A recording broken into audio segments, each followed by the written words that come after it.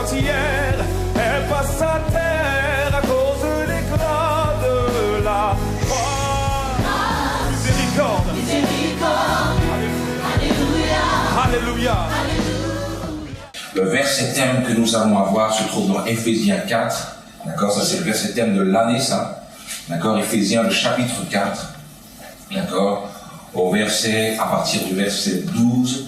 D'accord, jusqu'au verset 12 et 13. Pour le perfectionnement des saints en vue de l'œuvre du ministère et de l'édification du corps de Christ, jusqu'à ce que nous soyons tous parvenus à l'unité de la foi et de la connaissance du Fils de Dieu, à l'état d'homme fait à la mesure de la stature parfaite de Christ. Ce que je veux pour cette année, c'est qu'au moins tout le monde puisse connaître le Seigneur comme je le connais. Que vous puissiez tous être autant émerveillés que je le suis. Que vous puissiez être autant passionnés que je le suis. Au moins. Si vous allez plus loin encore, c'est encore mieux. Je prie qu'il puisse naître en vous une passion sans pareille pour Dieu. Il y a de quoi s'y perdre. Je peux vous dire ça. Il y a de quoi s'y perdre. Lorsqu'on se plonge dans sa gloire, il y a de quoi s'y perdre. Et je vous le dis, vous pourriez être de ceux qui ne voient plus aucun autre intérêt que celui de découvrir Dieu. Est-ce que je peux vous dire que nous avons été créés pour pouvoir adorer Dieu, mais également pour pouvoir le découvrir, le connaître. Amen, amen tout le monde. Et je le dis, vous allez vous retrouver dans ça, j'en suis persuadé. Et je veux qu'on puisse vraiment franchir un cap pour cette année. Je veux qu'on puisse avoir du zèle pour cette année. Qu'on puisse voir véritablement la gloire. Voilà ce qui fait la différence, il n'y a rien d'autre. Il n'y a rien d'autre. Quand tu vas dans une église, il y a une louange qui est comme ça. Tu vas dans une autre église, il y a une louange qui est comme ça. Tu vas dans une église, il y a un prédicateur qui parle calmement, un autre qui parle plus fort. Et toutes ces choses-là ne font pas la différence. La présence de Dieu fait la différence. La gloire de Dieu dans une église, la gloire de Dieu dans ta vie fait la différence. Amen, amen. Le prédicateur n'a pas besoin d'être bon si tu poursuis de tout ton être le Seigneur. Amen, amen. Alors je le dis aujourd'hui, puissions-nous nous tenir prêts et allons-y ensemble. Ça commence par les jours de jeûne que nous allons avoir, les 21 jours que nous allons avoir. Est-ce que je peux vous dire que je prie énormément pour ces 21 jours? C'est la 3e édition, c'est la 3e fois que nous le faisons. Je prie énormément pour ces 21 jours. Je prie que nous puissions tous tenir le coup. Non seulement qu'on puisse tenir le coup, mais qu'également que vous puissiez sortir bien plus fort. Et je prie également qu'il ne puisse pas y avoir une rechute juste derrière tout le monde. Qui voit de quoi je parle aujourd'hui. La rechute lorsqu'on recommence à manger et qu'on commence à prendre du poids et que dans nos actions ça ne va pas trop non plus. Je prie qu'il puisse y avoir de la stabilité après le jeûne. Amen, amen. Pour tous ceux qui ne l'ont jamais fait, faites-le avec nous. Vous allez être encouragés si vous le faites avec nous. N'ayez pas peur non plus. D'accord? Scientifiquement, c'est une bonne chose de jeûner. Et je le dis, spirituellement, ça amène tellement plus que ce qu'on pense. Nous sommes là pour pouvoir faire un pas de foi supplémentaire, pour cheminer avec le Seigneur. D'accord? Je l'ai dit la semaine dernière, ce n'est pas simplement d'obéir à Dieu, mais c'est de cheminer, c'est de bouger avec lui. Il y a bien une différence entre celui qui fait du surplace et celui qui chemine avec le Seigneur. Celui qui chemine avec le Seigneur expérimente Dieu d'une autre manière. Et c'est ce que je veux pour chacun d'entre vous aujourd'hui. Qui dit Amen à ça? S'il y a quelqu'un qui est excité, Amen, Amen, Amen. Sans compter toutes les autres choses qu'on va faire, bien sûr. Il va y avoir, comme d'habitude, le retour aux sources, il va y avoir la retraite spirituelle, il va y avoir le week-end des enfants, etc., etc. Toutes ces choses-là ne sont pas oubliées. J'ai vu frère Isaac froncer des sourcils parce qu'il sent le poids sur ses épaules. Tu as bien raison, Pascal. Tu as bien raison, oui. Amen, amen, amen, amen. Et aujourd'hui, écoutez le verset thème.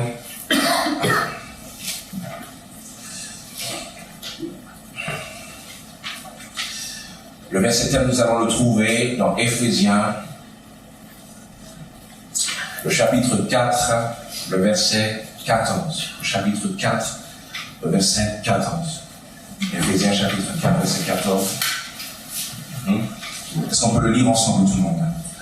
Afin que nous ne soyons plus des enfants flottants et emportés à tout vent de doctrine par la tromperie des hommes, par leur ruse, dans leur moyen de séduction. Amen, amen. Amen. On va laisser donc Génération Lumière partir donc avec les enfants. Amen. Le Seigneur vous bénisse les enfants, soyez sages. D'accord, aujourd'hui c'est Sœur Joanne qui est avec vous. Je sais que vous amusez bien avec elle également. Amen. Merci Seigneur. Amen. Amen.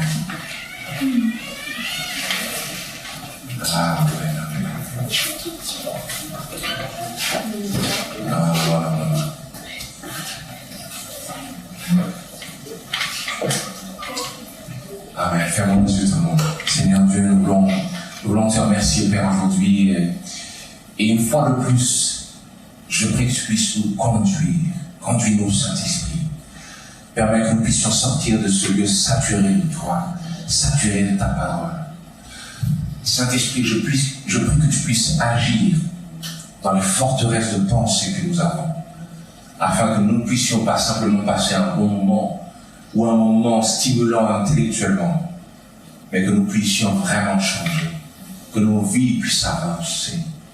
Saint-Esprit, inspire-nous, parle-nous, guide-nous, afin que nous puissions sortir différemment de la manière dont nous sommes entrés. Regardez-moi ceux et celles qui sont ici, Père. Et puisses-tu encore faire un carrefour, Seigneur Dieu, un carrefour de leur vie. Permets, Seigneur, qu'ils puissent se détourner de la trajectoire de ce monde. Afin, Seigneur Dieu, qu'ils puissent aller vers toi. Je t'en prie, Seigneur. À quoi bon parler comme nous le faisons, Seigneur? À quoi bon faire tout ce que nous faisons si tu n'es pas là pour nous changer en profondeur?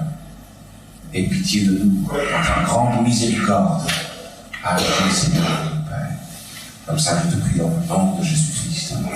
Et tout le monde dit Amen. Amen. Merci, Seigneur. Amen. Amen. Est-ce que ça va tout le monde? J'ai toujours peur à ce moment-là, parce qu'en général, c'est le moment où vous êtes le plus fatigué. À ce moment-là, il n'y a plus de musique, et en plus de ça, il y a le chauffage. D'accord? Le chauffage, dans ces cas-là, est mon ennemi, mais je vais le laisser quand même. D'accord? Je prie que vous puissiez entendre aujourd'hui ce que le Seigneur a nous dit. Je prie que le Saint-Esprit puisse m'inspirer de manière à ce que cette parole puisse impacter vos vies. Est-ce que vous entendez ça? Amen. Il y a toujours une parole pour quelqu'un qui recherche véritablement, qui est attentif véritablement. Quelque chose qui change nos vies. Est-ce que vous entendez ça?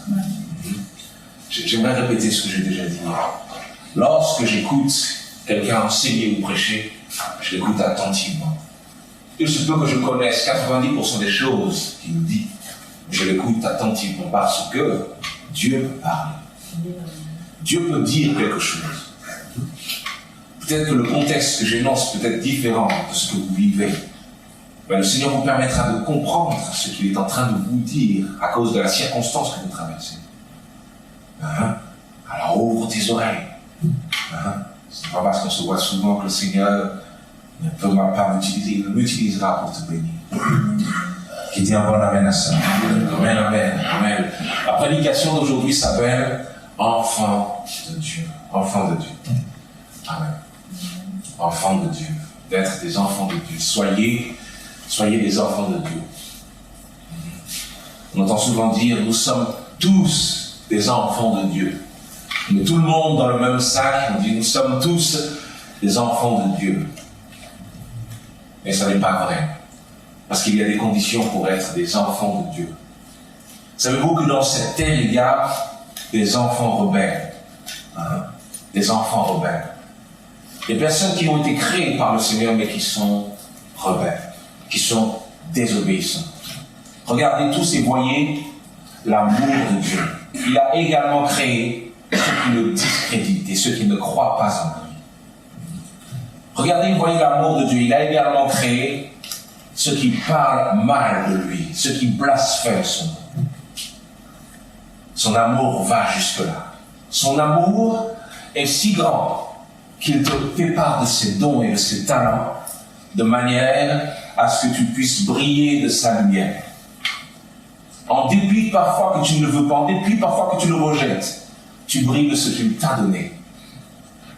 Combien de personnes intelligentes, remplies de talents, blasphèment le nom du Seigneur, alors que Dieu leur a donné ce qu'ils ont. Mes chers frères et sœurs, ne vous y trompez pas. Dieu est bien celui qui est à l'origine de toutes choses. Amen, amen. Il est bien celui qui est à l'origine de toutes choses. Amen. J'aimerais que chacun d'entre vous puissiez l'entendre aujourd'hui. Il est celui qui a créé toutes choses. Il est bien plus grand que ce que nous pensons. Il est bien plus large que ce que nous pensons. Il est celui qui a créé toutes choses. Chaque molécule de ton être, chaque élément de ton être, il en est l'auteur. Amen, amen, amen, amen. Et c'est quelque chose que nous devons tous garder en tête. Lorsque ce monde nous pousse à la rébellion, lorsque ce monde nous pousse à l'orgueil, nous sommes des créatures. J'avais une discussion avec ma fille hier.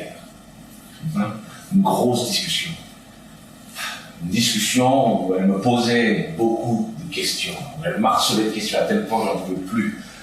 D'accord? Pour faire en sorte que je ne puisse plus supporter ces questions, il faut arriver à un certain point.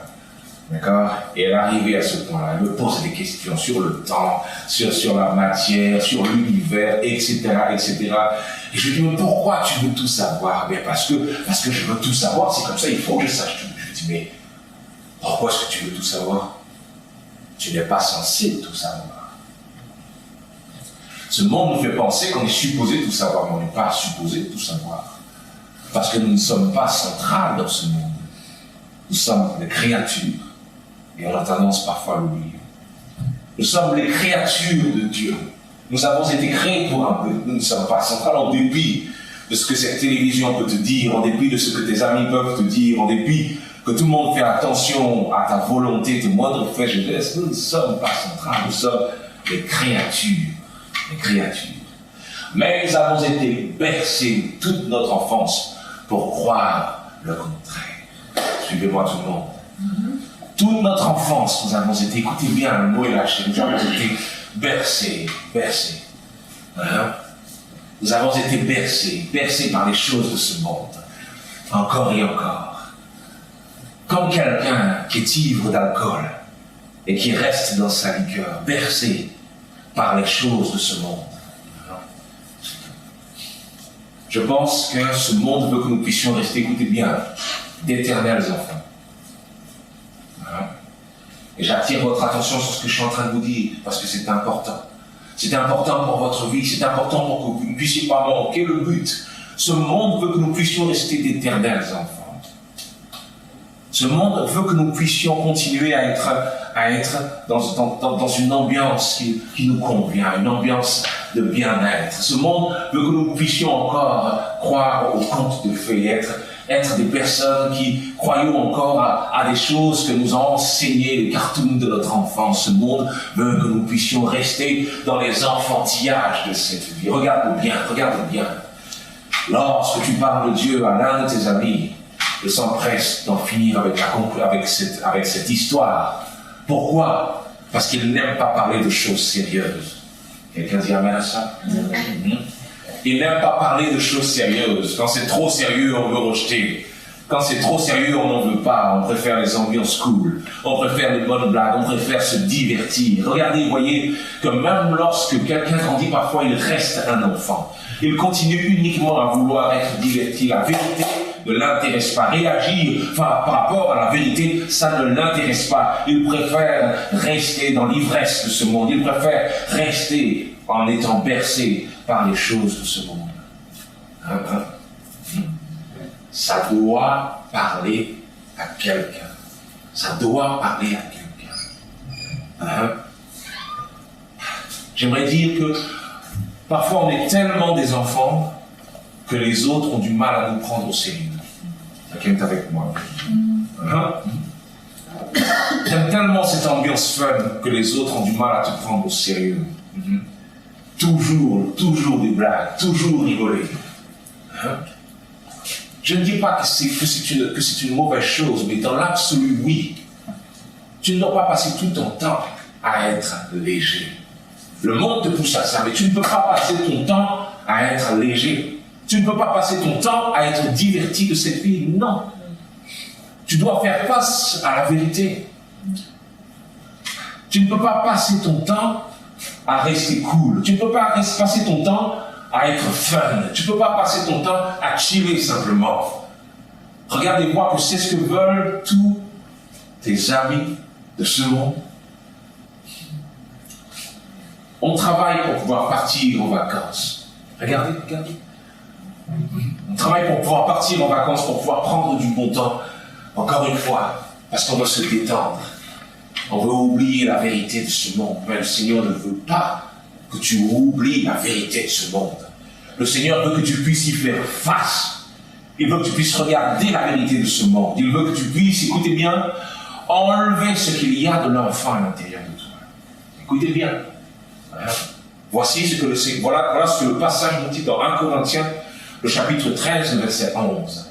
Le contexte de ce passage est particulier, mais l'enseignement est à prendre. Écoutez. Lorsque j'étais enfant, je parlais comme un enfant. Je pensais comme un enfant. Je raisonnais comme un enfant. Lorsque je suis devenu homme, j'ai fait disparaître ce qui était de l'enfant. J'ai fait disparaître ce qui était de l'enfant. J'ai fait disparaître ce qui était de l'enfant. Alors il y a quelqu'un qui se souvient de la parole et qui dit, mais je pensais, pasteur, que tu me disais qu'il fallait que je puisse être humble comme un enfant. Le Seigneur veut que tu puisses enlever à l'intérieur de toi l'enfantillage de ce monde, de manière à ce que tu puisses devenir un enfant spirituel. Un enfant de Dieu. Amen, quelqu'un dans la salle. L'enfantillage de ce monde, je le mets de côté. Ce qui est à l'intérieur de moi et qui me pousse à ne pas prendre les choses au sérieux, à rester sans cesse dans cette espèce d'état où je n'avance pas, où je ne recule pas, où je veux tout prendre à la légère. Le Seigneur veut que tu puisses arrêter avec ça. Regardez-moi comme ça te pose problème. Regardez-moi comme ça te pose problème. Lorsque tu parles à quelqu'un, même lorsque tu souhaites être sérieux, ne te prends pas au sérieux. Et ne te prends pas au sérieux parce qu'à chaque fois, tu es celui qui veut toujours rigoler. Tu es celui qui n'est jamais sérieux. Et tu as du mal à faire en sorte d'être pris à cause de ça au sérieux. Amen, quelqu'un va ça. Même dans ta marche, c'est compliqué. Tu as du mal à avancer et à prendre de véritables décisions parce que tu aimes ton bien-être, tu aimes de la coulée douce. Quelqu'un est avec moi. Le Seigneur veut que tu puisses sortir de cela. Ça te pose problème, 40 ans, 35 ans, 20 ans, et pourtant, toujours l'attitude de quelqu'un de devant lui, il y a un problème à ça. Il y a un problème à ça. Le Seigneur veut que tu puisses être un homme. Il veut que tu puisses être une femme. Amen, amen, amen, amen. Il veut que tu puisses être une véritable femme. Il veut que tu puisses commencer à marcher pour accomplir des choses. Et pour ça, il va falloir que tu prennes les choses au sérieux. Ce monde ne te fera pas de cadeau. Tu dois faire. C'est à toi de le faire. Regardez bien, mes chers frères et sœurs. Regardez, c'est à toi de le faire. Faire disparaître ce qu'il y a en nous de l'enfant. J'ai fait disparaître. Cela inclut ton action. Ça inclut ton action à toi. Tu dois regarder à l'intérieur de toi et tu dois faire disparaître. Pourquoi est-ce que tu dois le faire toi? Parce que naturellement, ta chair va vouloir être divertie. Ta chair va vouloir rester dans ces espèces d'enfantillage. Ça doit parler à quelqu'un. Regardez comme cela vient si facilement. Regardez comme cela vient si facilement.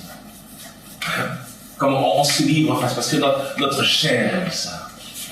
Notre chair aime ça. Elle aime cette espèce de bien-être.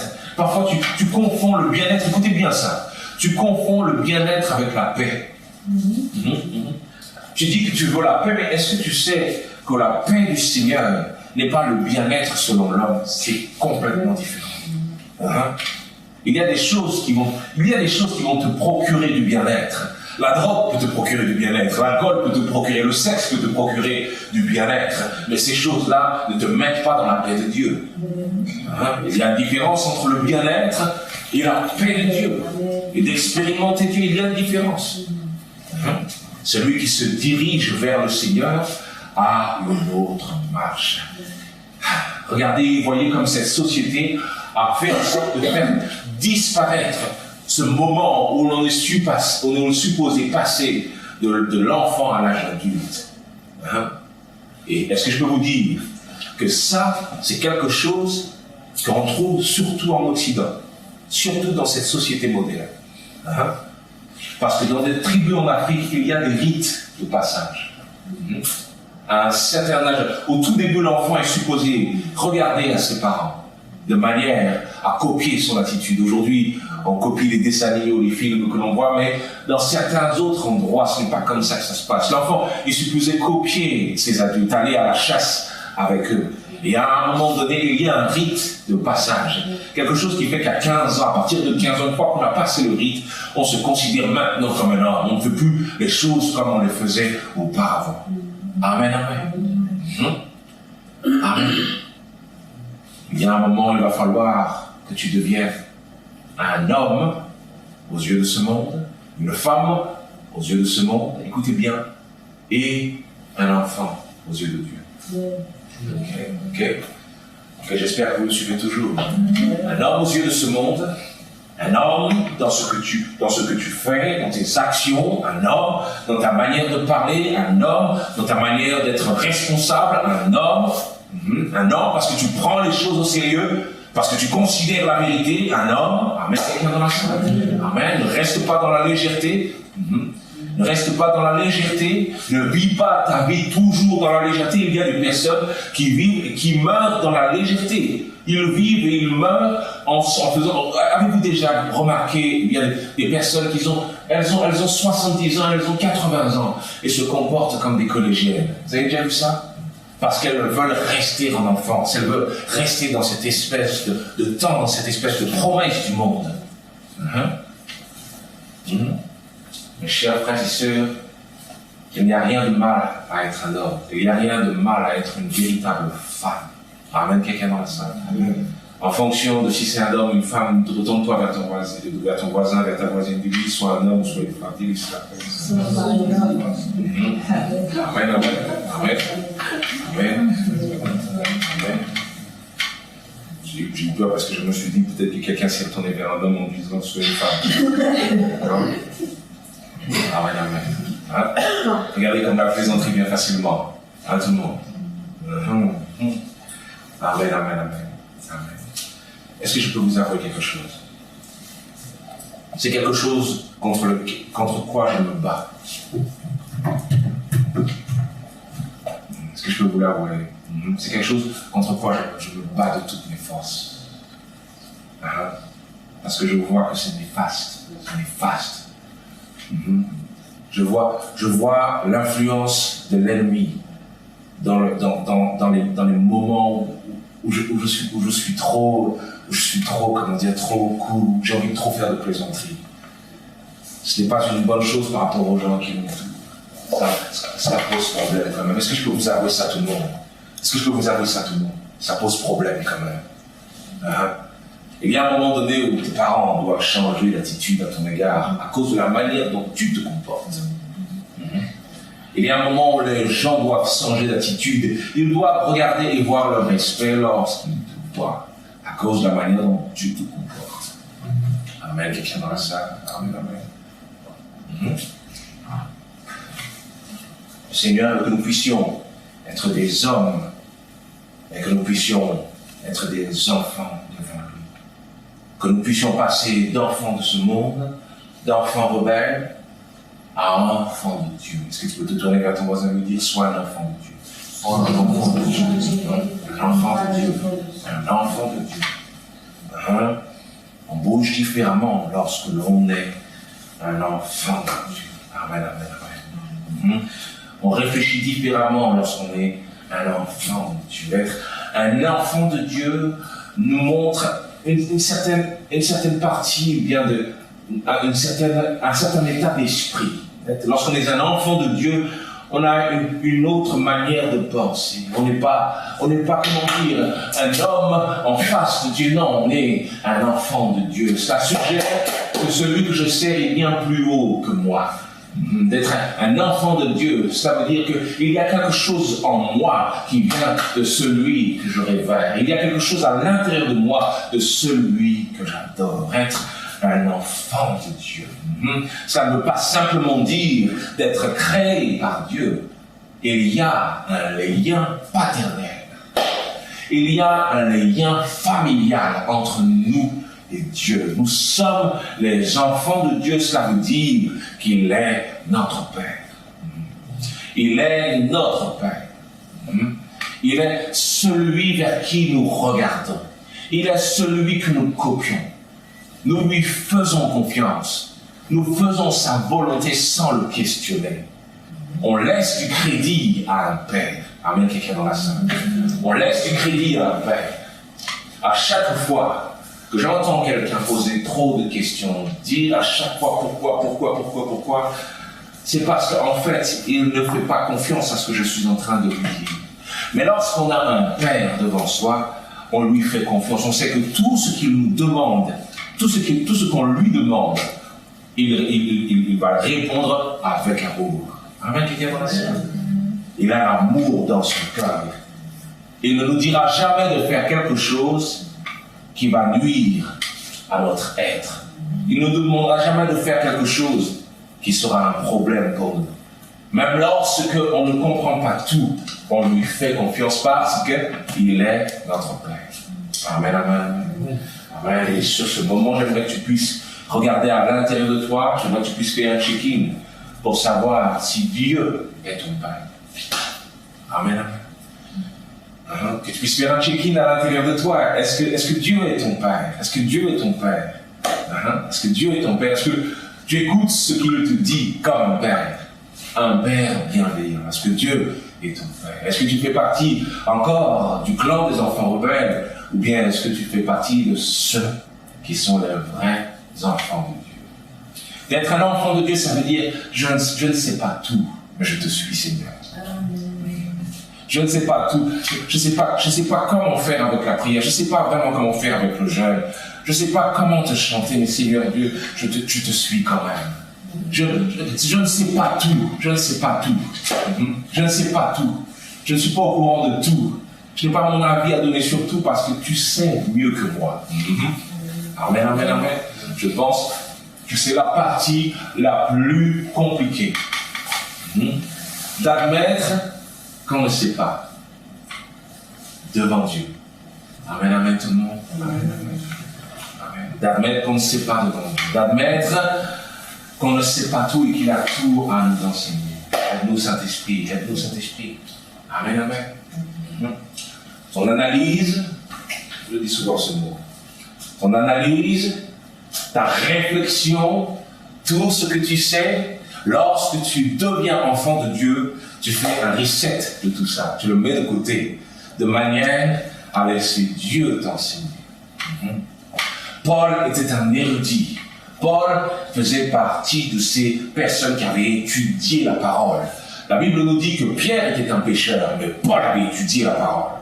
Paul avait étudié la parole, il était dans une école stricte juive, il connaissait la parole, il en avait plein dans le ciboulot, il connaissait la parole. Cependant, la Bible nous dit qu'il a considéré ses connaissances comme de la boue face à la révélation de Christ, face à ce que le Seigneur lui montrait comme de la boue. Amen, amen. Amen. Tu dois entendre ça, tu dois entendre ça.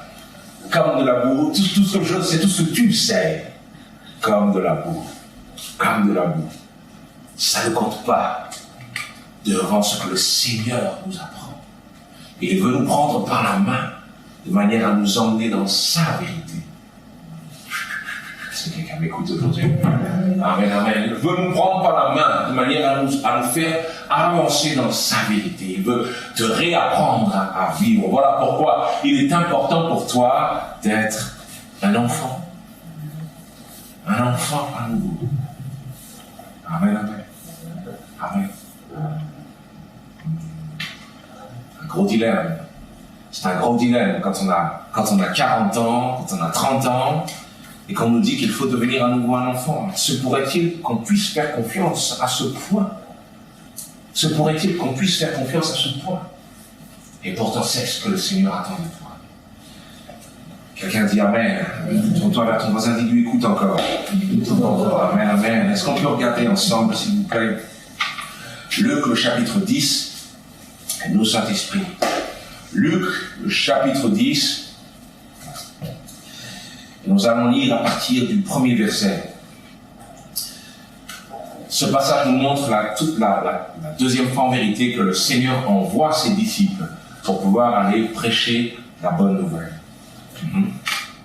Il les envoie, et dans la parole il dit sans argent. Ils ne peuvent pas prendre 2 tuniques, ils doivent en prendre une seule.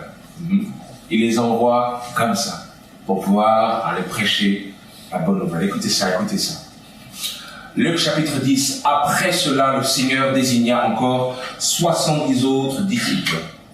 Et il les envoya 2 à 2 devant lui dans toutes les villes et dans tous les lieux où lui-même devait aller. Nous, Saint-Esprit. Il leur dit, la moisson est grande, mais il y a peu d'ouvriers. Priez donc le maître de la moisson d'envoyer des ouvriers dans sa moisson. C'est ta prière aujourd'hui. Amen, amen. Partez, voici, je vous envoie comme des agneaux au milieu de loups. Ne portez ni bourse, ni sac, ni souliers, et ne saluez personne au chemin. Dans quelque maison que vous entriez, dites d'abord que la paix soit sur cette maison. Et s'il se trouve là, écoutez bien, un enfant de paix, votre paix reposera sur lui. Ne portez ni bourse, ni sac, ni souliers, ne saluez personne en chemin. Dans quelque maison que vous entriez, dites d'abord que la paix soit sur cette maison. Et s'il se trouve là, un enfant de paix, votre paix reposera sur lui. Sinon, elle reviendra vers vous. Pas un enfant rebelle. Regardez que c'est vraiment intéressant. Parce que lorsque le Seigneur nous envoie, il nous envoie de manière à ce que nous puissions aller repérer les enfants de paix. Les enfants de paix, les personnes qui ont la paix dans leur cœur. Non pas les enfants rebelles. Les enfants rebelles rejetteront le message, mais les enfants de paix l'accueilleront avec grand plaisir.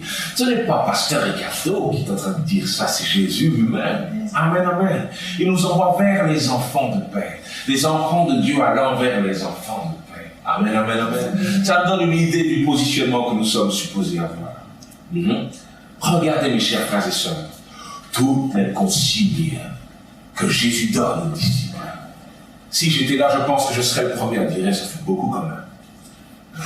Je serais le premier à dire, trop de choses à faire, à rétorquer quelque chose pour pouvoir dire à Jésus, tu m'en demandes trop, c'est quoi, il y a de quoi douter de ce que... Je pars sans souliers, je pars sans sac, etc. Qu'est-ce que je fais? Notre nature nous pousse à nous rebeller comme ça.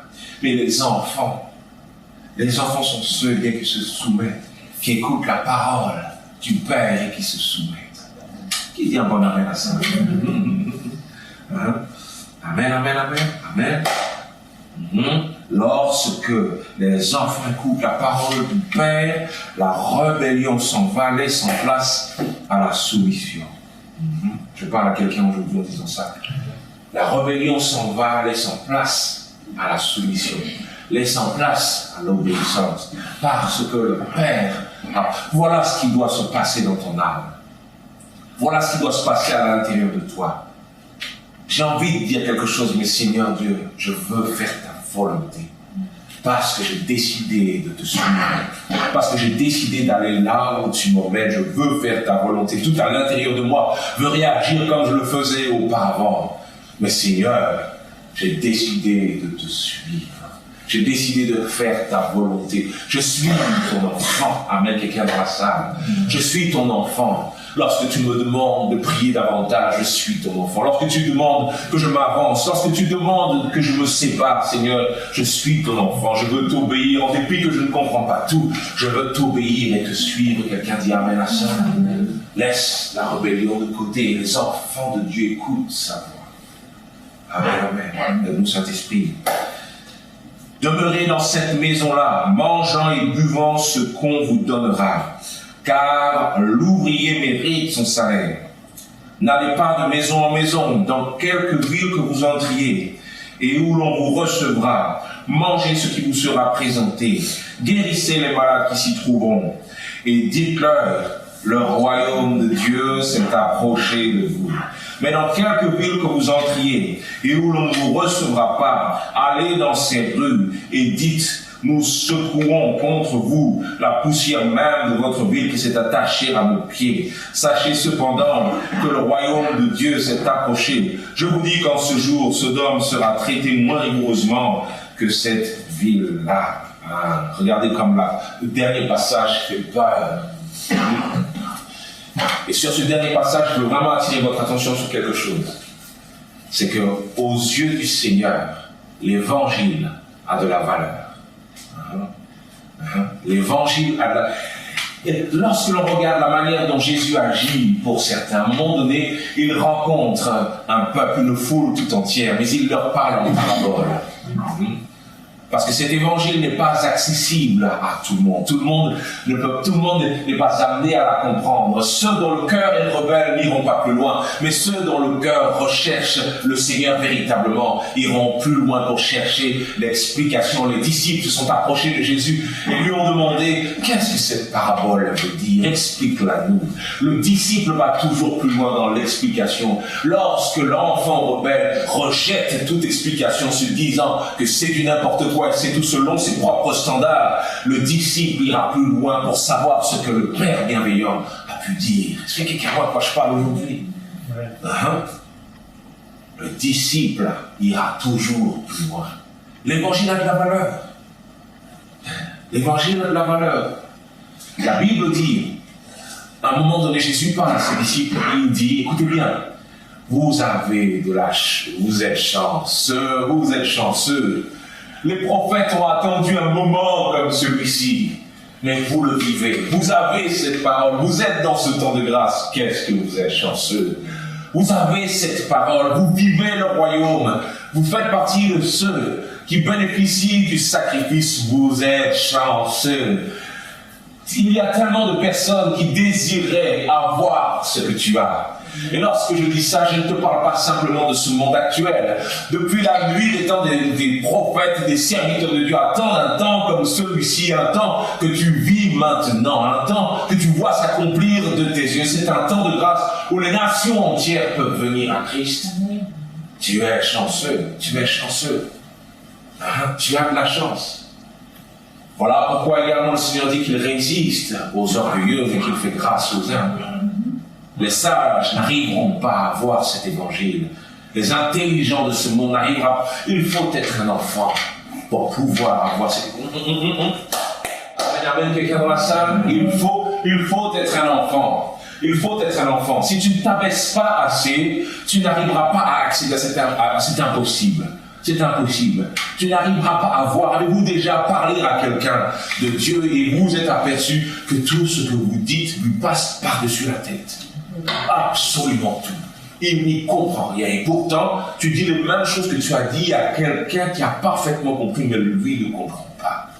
Il ne comprend pas, il ne fait pas l'effort de comprendre. Il a un avis qui est complètement, comment dire, il a un avis qui est tellement sage à ses propres yeux qu'il ne voit absolument rien à ce que tu dis. Il faut être humble, il faut être des enfants pour accéder au Seigneur. Pas des enfants à cause de ta naïveté. Non, ce n'est pas ça. C'est pas ça. Parce que je vous le dis encore une fois, au bout de notre obéissance, il y a bien plus. Amen, quelqu'un dans la salle. Au bout de ton obéissance, au bout de ton humilité, frère Isaac, il y a bien plus. Le Seigneur veut nous faire expérimenter sa gloire. Le Seigneur veut que nous puissions marcher avec lui et voir des guérisons de nos propres yeux. Il y a bien plus pour celui qui obéit. Amen, quelqu'un dans la salle. Il ne veut pas profiter de ta naïveté. Il veut te donner plus. Mais il n'acceptera pas que tu puisses passer avec ton orgueil. C'est impossible. Il va falloir que tu puisses passer comme un enfant. Est-ce que quelqu'un est toujours avec moi aujourd'hui? Amen. Amen. Est-ce qu'on peut lire à partir du verset 17? Et j'aimerais que chacun fasse attention à ce que le Seigneur va faire à ce moment-là. Au verset 17, il nous est dit: les 70 revinrent avec joie, disant: Seigneur, les démons même nous sont soumis en ton nom. Amen, amen, amen, amen. Seigneur, les démons même, ils viennent avec joie, Seigneur. Les démons même sont soumis en ton nom. Même, on arrive même à chasser les démons. C'est pas croyable. On arrive même à chasser. Voilà ce qu'ils sont en train de dire. D'accord, regardez qu'ils arrivent, qu'ils viennent devant le Seigneur comme des enfants. Ils montrent le résultat de ce qu'ils ont vécu lorsqu'ils étaient en chemin. Lorsqu'ils viennent devant Jésus, il leur dit, même les démons nous sont soumis en ton nom, Seigneur. Verset 18, Jésus leur dit, je voyais Satan tomber du ciel comme un éclair. Voici, je vous ai donné le pouvoir de marcher sur les serpents et les scorpions et sur toute la puissance de l'ennemi, et rien ne pourra vous nuire. Est-ce qu'on peut dire le verset 19 ensemble? Voici, je vous ai donné le pouvoir de marcher sur les serpents et les scorpions et sur toute puissance de l'ennemi, et rien ne pourra vous nuire. Amen. Est-ce qu'on peut s'approprier ça? Est-ce qu'on peut dire ensemble, voici, j'ai le pouvoir, disons ensemble, voici, j'ai le pouvoir de marcher sur les serpents et les scorpions et sur toute la puissance de l'ennemi, rien ne pourra me nuire. Disons-le encore une fois, voici, j'ai le pouvoir de marcher sur les serpents et les scorpions et sur toute puissance de l'ennemi, rien ne pourra me nuire. Voilà la promesse de Jésus envers toi. Amen, amen. Cependant, ne vous réjouissez pas de ce que les esprits vous sont soumis, mais réjouissez-vous de ce que vos noms sont écrits dans les cieux. Amen, amen, amen, amen, amen. Je t'ai donné quelque chose de précieux, c'est vrai. Mais ce qu'il y a de plus précieux, c'est que tu fais partie de ceux qui hériteront du royaume. Amen, amen, amen, amen, amen. Cette notion est mystérieuse pour ceux qui ne s'attendent pas à la venue de Christ. On dit, ouais, c'est dans longtemps.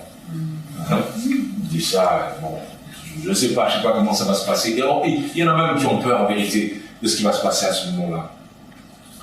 Mais ce que je peux te dire, que la Bible dit que Dieu lui-même te prépare une place. Amen, amen. Je ne te parle pas du constructeur de maison du coin. Je te parle de Dieu lui-même. Je ne te parle pas du président. Je ne te parle pas des personnes qui sont autour de toi et qui te promettent des choses. Je te parle du Dieu excellent. Je te parle du grand Dieu, du Dieu tout-puissant. Il dit qu'il te prépare une place. Et tu ferais mieux de penser que c'est un vrai truc. Amen. Je ne trouve pas d'autres mots. Encore une fois, mes chers frères et sœurs, le Seigneur nous prépare une place, et je le dis que cela puisse être l'un de vos trésors. Amen, amen. Que cela puisse être l'un de vos trésors. Ce n'est pas une promesse en l'air, ce n'est pas quelque chose que l'on peut mettre de côté comme ça. Je vous assure qu'un temps viendra où tous vous envieront ce que le Seigneur vous a donné. Amen. Amen, amen, amen. Amen. Regardez. En ce moment même, Jésus tressaillit de joie par le Saint-Esprit.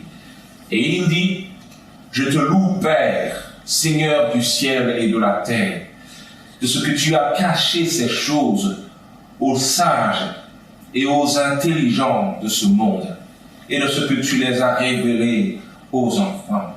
Oui, Père, je te loue de ce que tu l'as voulu ainsi. Amen, amen, amen. Amen, amen. Il faut qu'on puisse plonger maintenant, d'accord? Qu'on puisse plonger dans ce qui vient d'être dit. Vous devez regarder et voir Jésus tressaillir de joie, d'accord? Je sais que parfois lorsqu'on lit, on a l'impression que la parole est un petit peu grise, comme si elle n'est pas animée, mais lorsque je lis la parole, pour moi, c'est comme si je voyais les choses en 3D, d'accord?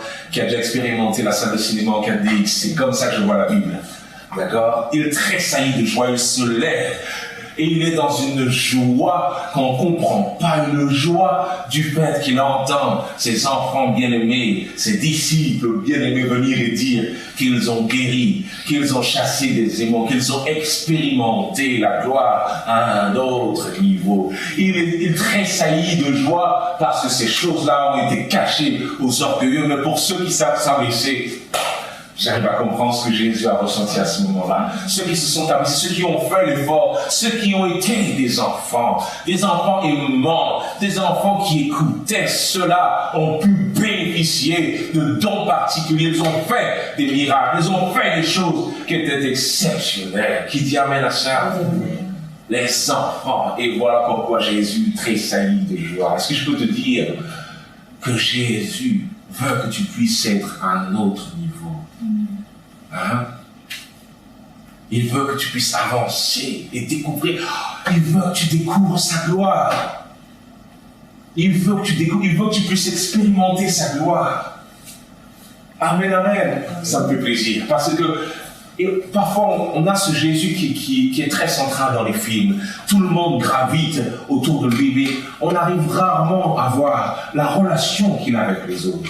Mais ce passage-là nous montre qu'il aime ceux et celles qui le suivent. Il aime ses disciples. J'aime dire ses enfants. Il les aime. Il les aime et il veut plus. Il veut plus pour chacun d'entre eux. Sais-tu que le Seigneur veut plus pour toi? Il veut que tu expérimentes plus au-delà de ce que tu lui demandes. Il veut que tu puisses expérimenter plus. Il veut que tu puisses le connaître davantage. Il veut que tu puisses voir que si tu as foi en lui, tes mains peuvent guérir. Il veut que tu puisses voir que si tu as foi en lui, les cœurs peuvent changer si tu parles. Il veut que tu puisses voir que certains malades psychiatriques peuvent être guéris à cause de toi, parce que tu t'es avancé, parce que tu as suivi. Les consignes sont parfois difficiles, mes chers frères et sœurs. Les consignes sont parfois difficiles et on a cette impression d'un espèce de fardeau. Mais je disais hier à Pasteur Mérel une chose: considère Dieu. Considère Dieu.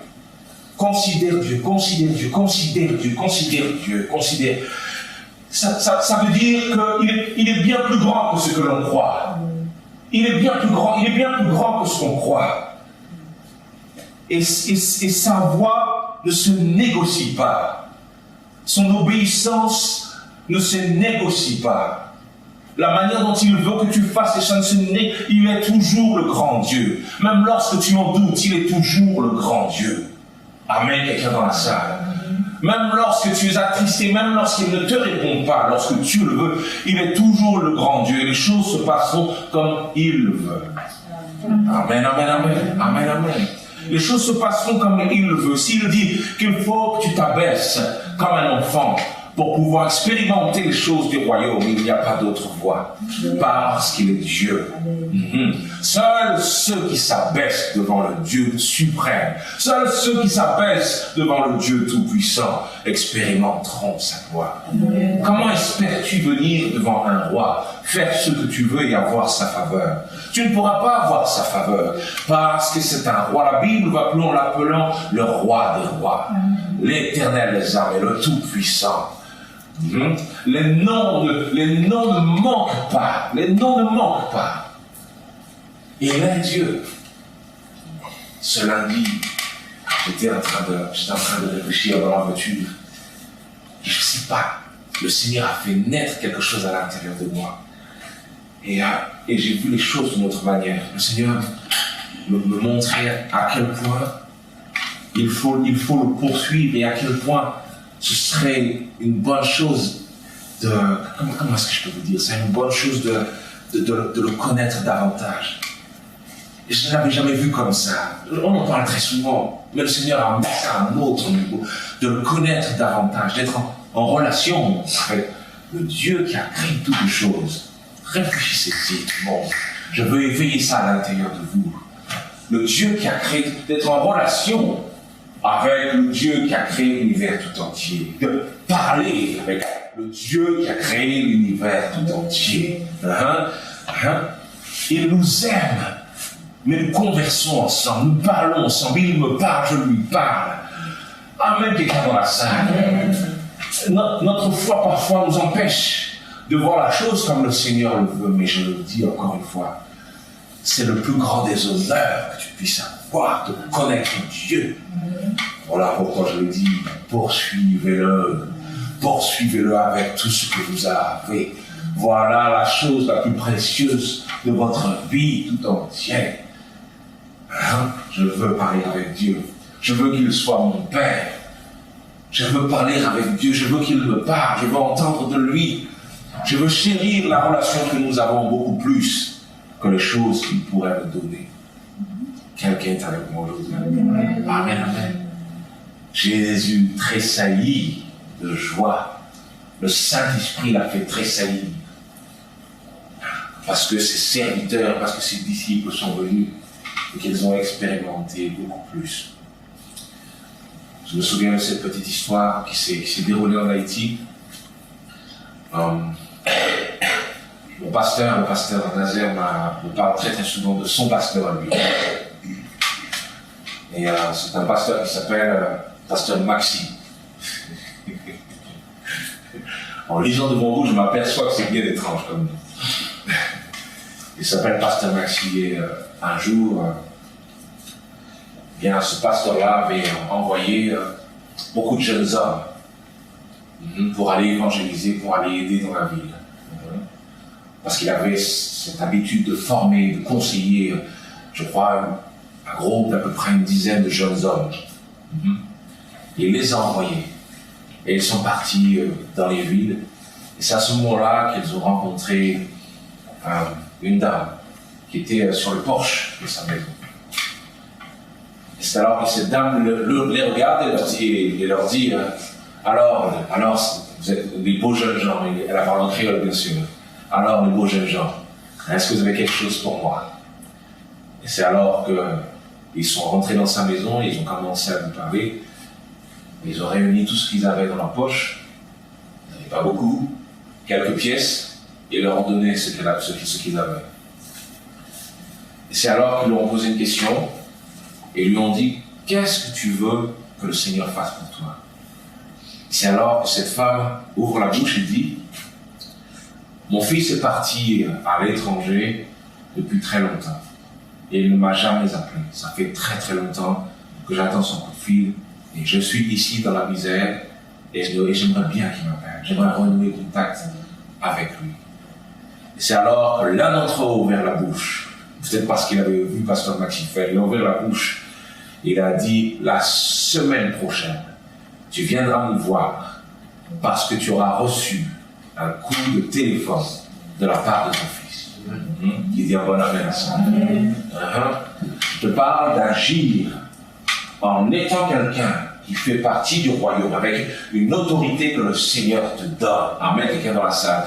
Il ne s'agit pas d'aller tergiverser, il ne s'agit pas d'aller dire des choses qui sont communes, de faire des choses qui sont banales. Non, non, non, non, non. Je viens au nom du Seigneur et je proclame quelque chose qui arrive dans le spirituel et qui vient dans ta maison. Il est avec moi aujourd'hui. C'est alors que ces hommes sont repartis. La semaine est passée, le pasteur Nazaire avait oublié cette dame. Et c'est alors que le dimanche arrive, que cette dame arrive à l'église. C'est alors que ces jeunes hommes avaient peur. Vous savez, quand ils sont jeunes, ils ont l'habitude aussi de faire des bêtises. D'accord? Et lorsqu'ils ont vu cette dame arriver, ils ont eu peur. Ils se sont dit, on va se faire engueuler parce qu'elle vient porter plainte contre nous. Et c'est alors que cette dame arrive, elle demande à parler. Et tout le monde a peur, elle demande à parler, tout le monde a peur. Et elle prend le micro, elle sanglote, elle est agitée. Et elle dit, mon fils m'a envoyé $1000. Il m'a appelé, il s'apprête à venir. Il s'est excusé auprès de moi de l'avoir laissé si longtemps, sans nouvelles. Quelqu'un dit amen à ça. C'est alors que pasteur Maxi, qui avait assisté à toute la scène, il s'est levé et il a loué le Seigneur comme jamais. Il a dansé devant le Seigneur, il était tellement dans la joie. Pourquoi? Parce que ses enfants bien-aimés, ses fils spirituels, ont décidé de se lever et que le Seigneur s'est servi d'eux. Le Seigneur s'était servi d'eux. Alors il était dans la joie. Parce qu'il a regardé et vu que son travail avait porté ses fruits. Parce qu'un véritable père va vouloir que tu arrives beaucoup plus haut que lui-même. Et il se réjouissait parce qu'il voyait ses enfants spirituels aller beaucoup plus loin que lui. Amen. C'était un homme de Dieu qui guérissait les malades. Vraiment.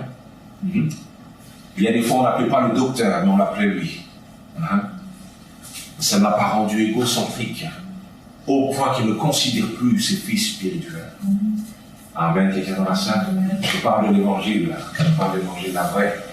Et c'est exactement ce que Jésus a ressenti à l'égard des disciples. Lorsqu'il a vu ses disciples bien-aimés, ses enfants bien-aimés, est-ce que je peux te dire qu'il a exactement le même amour à ton égard? Il veut te voir agir avec sa puissance. Il veut te voir lui obéir.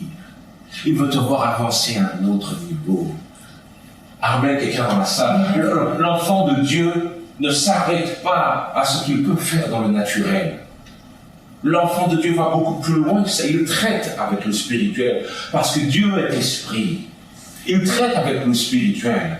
Parce que la puissance de Dieu commence par le spirituel. La Bible dit qu'il parle et la chose arrive. Il parle et la chose arrive. Il parle dans le spirituel et la chose arrive. Amen. Il parle dans le spirituel et le ciel se crée. Il parle dans le spirituel et les arbres se créent. Il parle dans le spirituel et les animaux se créent. Il parle dans le spirituel, ça commence là. Il veut que tu puisses avoir cette communion-là avant de manifester toute sa gloire. De manifester toute sa gloire, il faut que tu puisses bénéficier de tout cela. Mais il faut que tu sois son enfant. Il faut que tu sois son enfant. Est-ce que je parle à quelqu'un aujourd'hui? Le Saint-Esprit. Tu dois être son enfant, tu dois être son enfant. Amen. Et c'est alors qu'il dit cette phrase aux disciples, verset 23. Se tournant vers les disciples, il leur dit en particulier, « Heureux les yeux qui voient ce que vous voyez. Car je vous dis que beaucoup de prophètes et de rois, c'est ce que je vous disais tout à l'heure, ont désiré voir ce que vous voyez et ne l'ont pas vu. Entendre ce que vous entendez et ne l'ont pas entendu. » Voilà que nous sommes des personnes qui bénéficions d'une grande grâce sans véritablement le savoir. Mais aujourd'hui, le Seigneur veut que tu puisses ouvrir tes yeux. Il veut que tu puisses ouvrir tes yeux.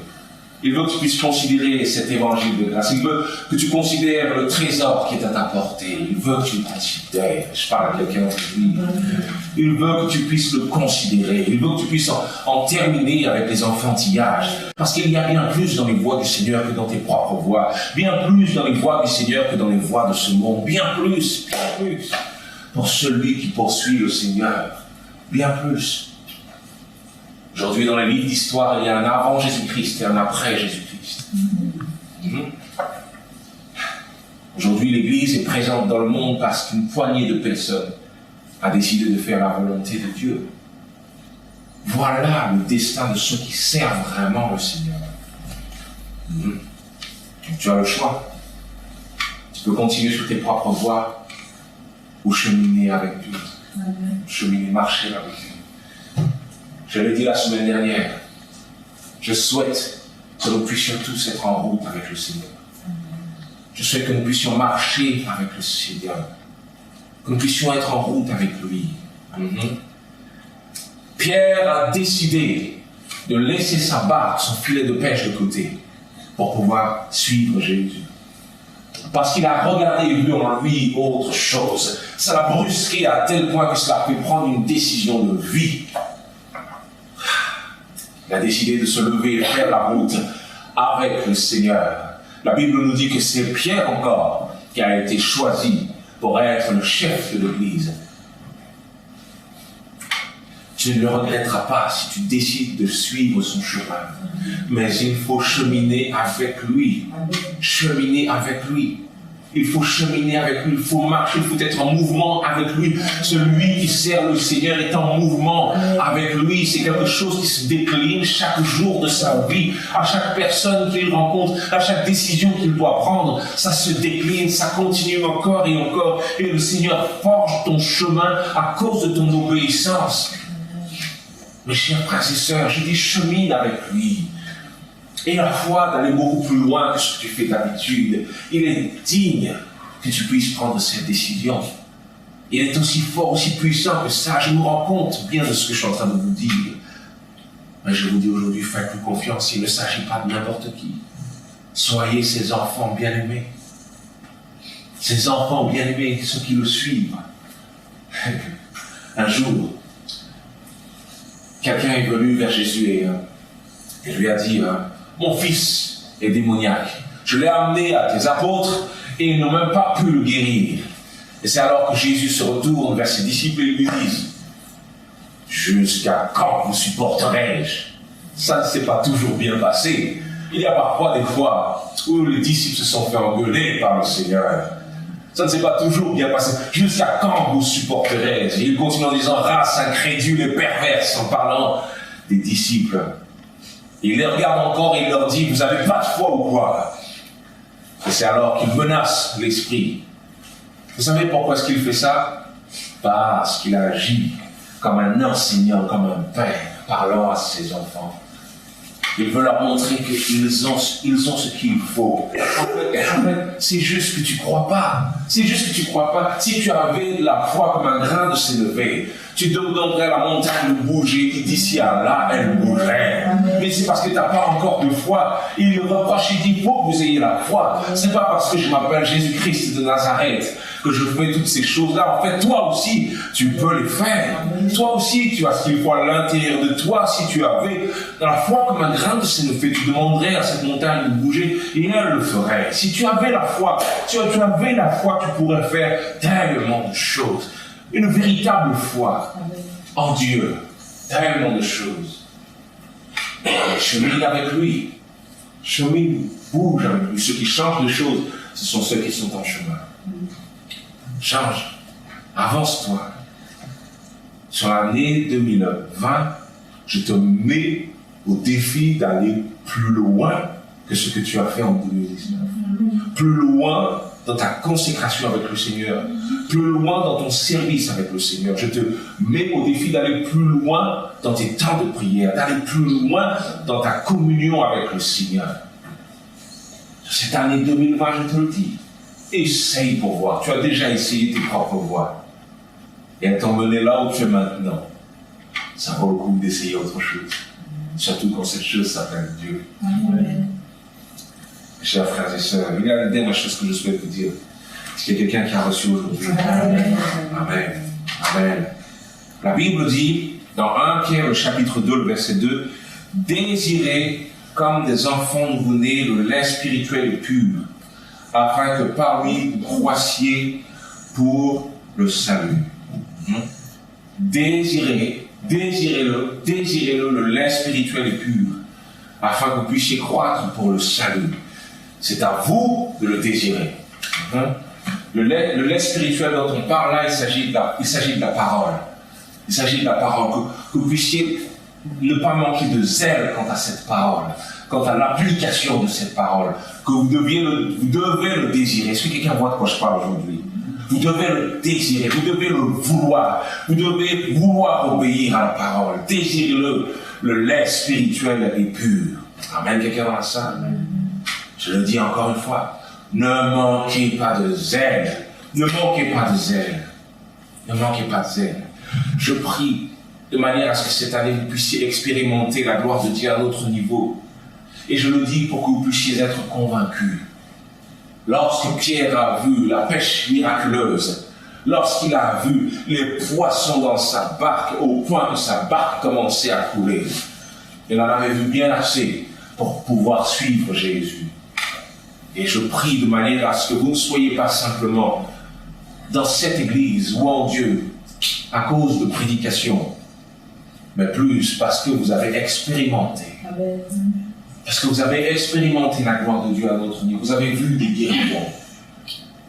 Parce que vous avez vu des personnes être vraiment délivrées. Vous avez vu des gens être exaucés. Parce que vous avez reçu la visite même du Seigneur.